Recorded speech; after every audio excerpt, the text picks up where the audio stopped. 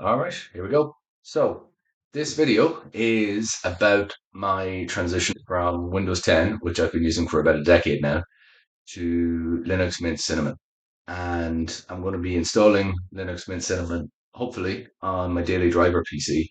And what I'm hoping is that this might be the first in like a little mini series of videos. Maybe part one is like this video that you're watching now, where I'm going through my thought process on why I'm hopefully leaving Windows behind. And maybe part two is like, the actual nuts and bolts of moving my PC over to Mint Cinnamon. And obviously, also, I want to submit this video like to Linux based subreddits and stuff so that, if I make any mistakes, please correct me down in the comments because, accountant, not IT professional. So, um, I'm hoping that, some folks will watch this video and keep me honest. And also, if there are any alternatives that I'm not picking up on, maybe you guys can correct me. So, the first reason that I'm considering changing over is going to sound like a digression, but it's not really. And that's that Nvidia GeForce Now kind of quietly changed everything. So, just to give a little bit of backstory, so the first time I tried NVIDIA GeForce Now, it was a year or two ago, and I thought it was rubbish. Um, I was using an LG OLED C1 as the client, so it wasn't that I was trying to use NVIDIA GeForce Now because I was so interested in that, particularly as a service. I was just interested in this idea that, you know, there are people out there, if you're maybe in apartment living and stuff like that, who are just like, I'm done with this PC thing or this console thing, and I'm just going to pair a controller to my TV with Bluetooth directly, and that's going to be the way I game. And I'm going to just move over completely to this cloud streaming model and use the actual TV as the client. So I was just interested in that as an idea, and so I paired an Xbox controller to my C1 and set up a GeForce Now account on the free tier. And yeah, it was rubbish. So there were like 20-minute queues to play games that I already owned or that I already had on Xbox Live, which I was already paying the monthly subscription for. And when I did get in, the input lag was so bad that you couldn't even use the paired controller to navigate the menu UI. So like I would use the TV's remote control to navigate the menu, and then when you get into the game, finally the controller would work okay, and then you get booted out of your session and you start the whole process again. So didn't really put too much time into it and wrote off that option completely for a year or two. And then recently I tried it again, but this time I was actually using my actual 2019 gaming PC. And actually, what I probably should do is give you guys a little bit of context about what my build is. So my processor is an Intel Core i5-8400, so that's 2.8 gigahertz. My motherboard is an MSI Z370A Pro LGA 1151.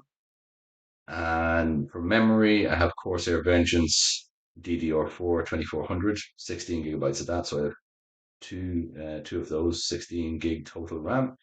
The hard drive is a Crucial MX500 internal solid state, 2.5 inch. And the power supply is an EVGA 450 watt bronze standard BT. And the graphics card is an MSI Radeon RX 580 PCI Express. So that back in 2019, before the cost of GPUs and more recently memory skyrocketed, that would have been a decent mid-high range gaming rig, and it's sitting in a full tower Fantex Entulux case, so plenty of space to upgrade and all of that. And it's at the time it wasn't like a super high range, but it was a mid-high range PC. And so then recently, so that'll become important later. But recently, I tried NVIDIA GeForce Now, but using that PC as the actual client, and so it's hardwired over Ethernet. And this time, crucially, I'm using the paid tier. So I tested it with Fortnite. So Fortnite was one of those cases where like I investigated Fortnite to see if it was suitable for my 6 year old, quickly concluded that it wasn't, and then got hooked on it myself. So I got hooked on Fortnite for a couple of months, and I tested it on GeForce Now, and this time it worked like a dream. So I have it on max settings. It looks better than anything I've ever run it on locally, like PS5 wise or anything like that. And really, the latency is barely noticeable. Like that does have a couple of caveats. Like I am a 39-year-old guy. I'm not competitive in anything gaming wise. I'm very, very casual in that sense. And also, I do have a rock solid local area network in my house. So, um, the latency for me was barely noticeable. So the bigger issue was by far, that I suck with keyboard and mouse, like I'm more of a controller guy. But using like a proper PC as the thin client with wired network and the paid tier, and using wired peripherals, honestly a night and day difference between using it as the TV app. So the short version, all of that is to say that I now have a system where it's 6, 7 years old, but AAA gaming performance can basically be rented. And I was for years I was in the camp of I want to own everything that I play and all of that. But I have been kind of slowly drifting away from that because it's like you know, you can only swim against the tide for so long. And, I dipped my toe into cloud streaming and, it worked well and it's good. So, yeah. And more relevant to this video is that I haven't used it yet, obviously, but there is a Linux version of the Nvidia GeForce app, I believe, in beta. So that removes a huge reason for expensive hardware upgrades for me. And just sticking with gaming briefly, um, second reason that I'm considering moving over to Linux is that most of my gaming is a AAA anyway. Like I said, I'm 39 years old. Right now, I'm playing things like Final Fantasy 8. Yeah, I can run that natively on this PC without breaking a sweat. Between Proton and Steam and GeForce Now for heavier stuff, I'm covered.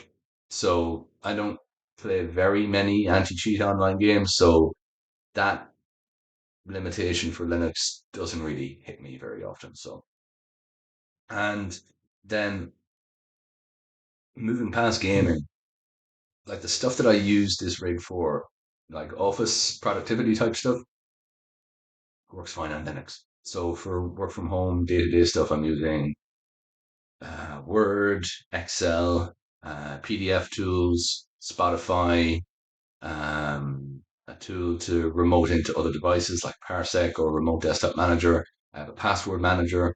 I'll have GeForce Now when I install it. You know, all the stuff I run day to day runs just fine on Linux, or it has a strong alternative app. So that's not really a problem.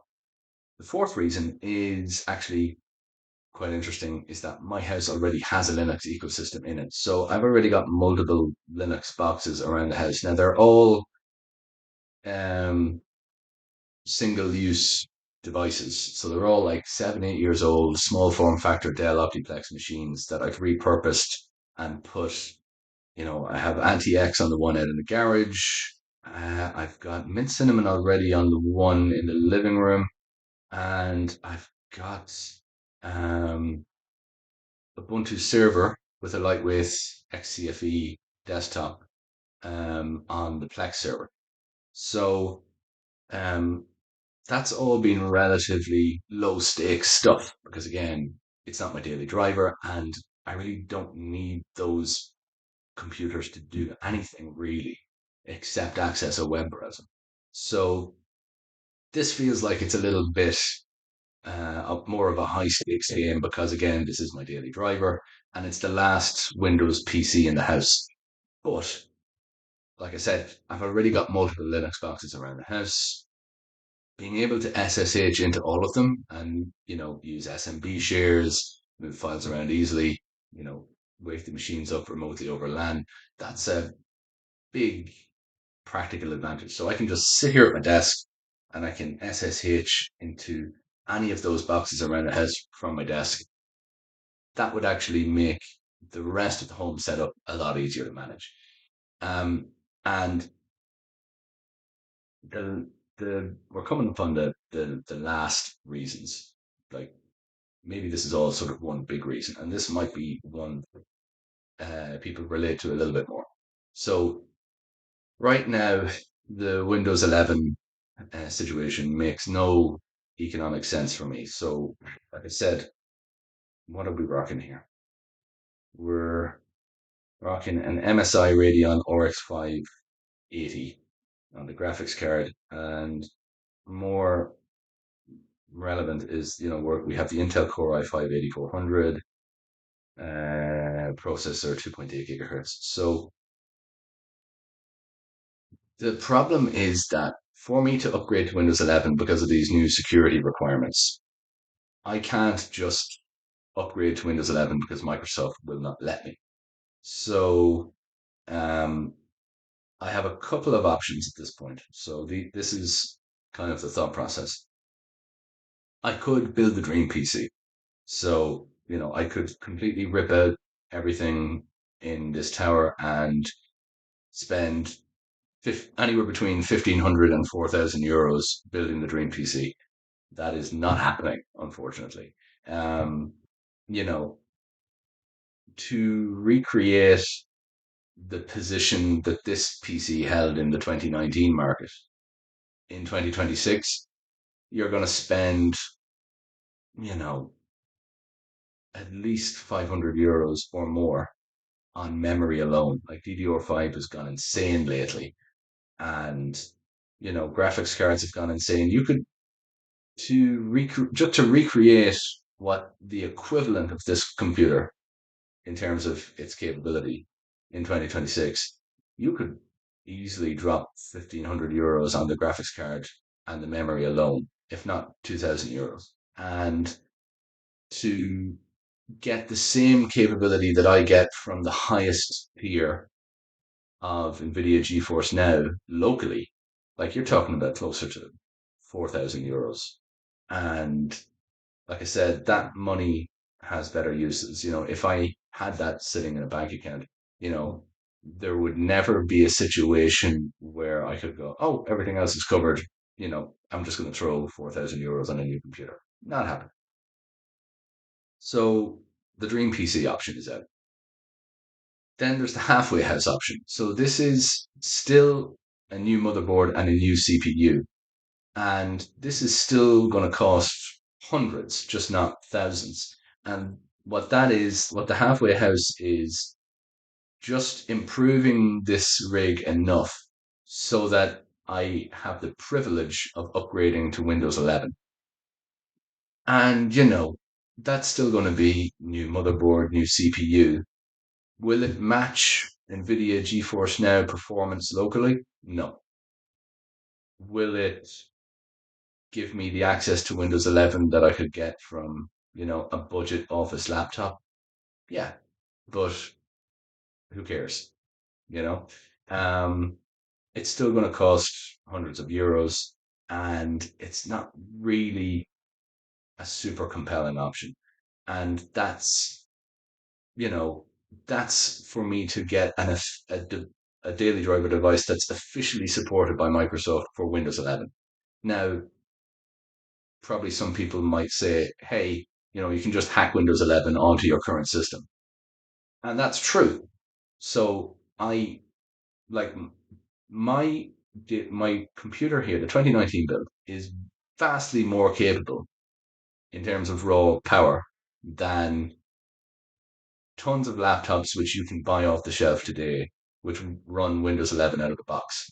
So this is not like back in the day when you would try to get Windows 95 or Windows 98 running on a 486 PC or something like that, and it just won't work because the computer isn't capable of it. My computer is plenty capable of running Windows 11. Um, it's just that it doesn't fit Microsoft's new security model, and I suppose the thought process. process for me is, yeah, I can hack Windows 11 onto my current system, but if it's not going to be officially supported by Microsoft anyway, shouldn't I just rip the band-aid off and make the full jump to Linux if I'm not going to be supported by Microsoft in either case? Which leads me to, you know, Windows. So yeah, like Windows 10, it's already not supported. I think I'm making this video in February 2026. I think that support for Windows 10 stopped in December 2025, but it was late 2025. So currently, that's not an issue. But in anywhere between 2 to 5 years, that's not going to be tenable. So that led me to an option that I was considering for the last few weeks, which was dual boot. So I wasn't going to like partition my hard drive and like have Windows 10 and Linux running off the same hard drive because that's would be a nightmare. What I was considering doing was getting a second hard drive, 1 terabyte SSD, and installing Mint Cinnamon on that, and just dual booting on the 2019 rig. So, you know, um, use Linux 99% of the time for the daily driving stuff. But if I run into a problem that I just can't get around, I have Windows 10 as a fallback. And that sounded really attractive for a while. But really, you run into the same problem as you do keeping Windows 10 because, yes, that will work for a while, but you still have to pay for the new hard drive. If I screw it up and brick my computer, I'm going to have to pay somebody to fix it for me because, again, accountant. And thirdly, you know, you will have the same issue in 2 to 5 years' time. So, in 2 to 5 years' time, Windows 10 won't be a reliable fallback because you will have those security concerns, and that will happen whether it's the main OS on the computer in 2 to 5 years or whether it's being used as a fallback OS. So, yeah, like the Windows 10 will be insecure in a few years regardless. So, dual boot, it sounds good at first, but it's really just kicking the can down the road. So, I'm kind of at a place now where I really am 99% of the way towards just ripping the band-aid off and jumping in with both feet into mint cinnamon. And when I actually went through everything that I actually use, there are two main drawbacks that I found, and they're both related to audio. So the first is Dolby Atmos. So, uh, like I said, GeForce Now is going to handle most of my gaming, and GeForce Now handles its own audio mixing for modern titles. So, um, that's not going to be an issue for me for like stuff like Fortnite or other AAA titles that I would stream with Nvidia GeForce Now because the audio mix will, come with everything else through the LAN. So the lack of Dolby Atmos on Linux isn't really going to be a super big issue. And when I'm playing older titles, they're mixed in stereo anyway for the most part. So not having Dolby Atmos isn't going to be a huge deal. The one big issue that could potentially throw a wrench in the whole project is my GoXLR Mini. And so I have a GoXLR Mini screwed onto my wall right behind here. And I basically just use it as a headphone amp and a mic interface. So I'll include a picture of my setup, but I don't use streamer features really. I don't do a lot of videos, but really what I need is headphones out, microphone in, volume control. So my sense is that that probably will work with Mint, but I'm not 100% sure because if you look at like videos like the Linus Tech Tips Linux Challenge or Linux Challenge, um, or like Chris Titus's reactions to those videos, you'll see the first thing he sees when he sees Linus pulling out a Go XLR is like, no, no, no, you're going to have to, I think he literally said, yeah, you're going to have to get rid of that. But on the other side, I'm not using most of the advanced features. Like I'm not using mixing or, sound effects or any of that. Literally the only reason I have a Go XLR Mini is one, because it was cheap. You're seeing a running theme here. It used to cost 400 euros, and I was able to pick one up for like 120 euros new because it was end of life. And um, basically, I needed a way to use my XLR microphone and have that interface with the computer. That's it. Because having an XLR microphone on a boom arm suits the ergonomics of my desk. So I have the arm clamped onto an overhead shelf. Like I used to have a Blue Yeti USB microphone sitting on the desk here, like on a long USB cable. So I would pull it down off the shelf and I would put it back up when I didn't want to use it.